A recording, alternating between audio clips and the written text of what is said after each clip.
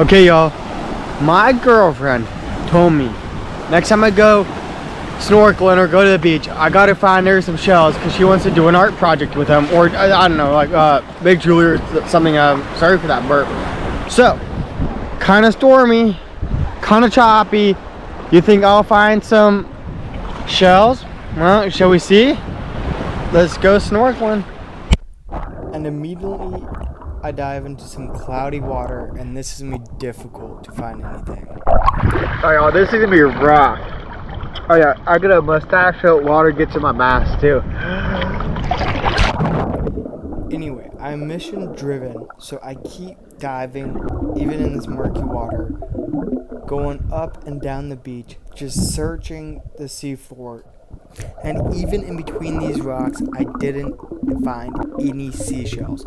So I kept going and kept going, diving down to get closer to the sand. And there I found a shell, but it has a hermit crab inside.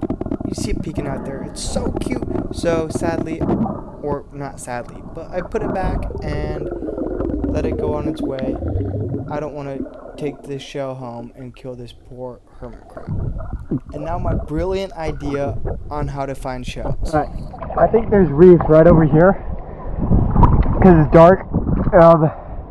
We'll probably find shells there, right? Let's see. And my theory actually didn't come out, and because the water was darker, didn't mean that there was reef there. No, it was just a discoloration of that, like, stuff on the bottom, that grass stuff. Let's keep going. We just need to find some reef, and then we'll find shells, and maybe we'll find fish too. Well, solid fish. And I hope shells. Man, Mallorca just doesn't have any shells. I'm gonna tell you that. It's got lots of people though. Maybe that's the issue. They all take them. And then I noticed that something changed. We found a reef. And I knew it. As soon as I found reef, I started finding shells non-stop, all over the place. This is incredible. They're all small and they're all fairly common shells. Nothing knocking it out of the park, but still, I'm being successful. Oh, and there's a little fish. That's cool. Another epic shell. And I still have no clue after a bunch of research what this is. I think it's a type of sponge, but hey, as you see, I have no clue. If you know, please drop it in the comments. We're all over the place. And this shell, actually, you will see at the end of the video, it has a surprise. So make sure you watch all the way to the end as the seagrass waves in agreement. And another shell, this one has an epic hole in the middle. And here we go. I found this shell. It's all together, so both halves. That is an incredible find, and it's a big shell. Oh, as promised, the fish. I also am diving fairly shallow here, as you can see, probably like 4 feet of water, and I am finding shells all over the place. This means you don't have to dive 10, 15, 20 feet and pressurize and all that. You literally can be standing in the water and just put your mask on and find all these shells that I am finding. This is super easy to do, and the gear is relatively cheap. I just bought that mask and snorkel for like 15 euros, I believe.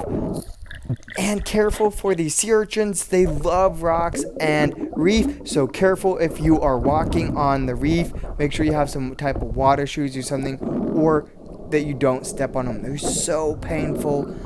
Also, you can eat them. Make sure it's in season, and make sure if you need a license or anything like that to harvest them. And another shell that is fully intact. This is an incredible day. And this is a sign that my pocket is full of seashells, and it is time to... That means I'm heading in. If you like this content, hit that like button, consider subscribing, and make sure you turn on that bell to see more shells and fish. Thank you. This is beautiful, and then check it. I may actually be fixing up an old car soon and making that kind of content, so if you like that, comment below. If you want to see different content, well, comment what kind of content you want me to create next.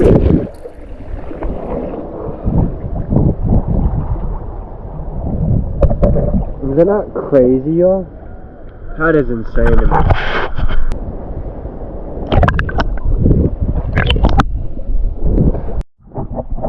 Sweet.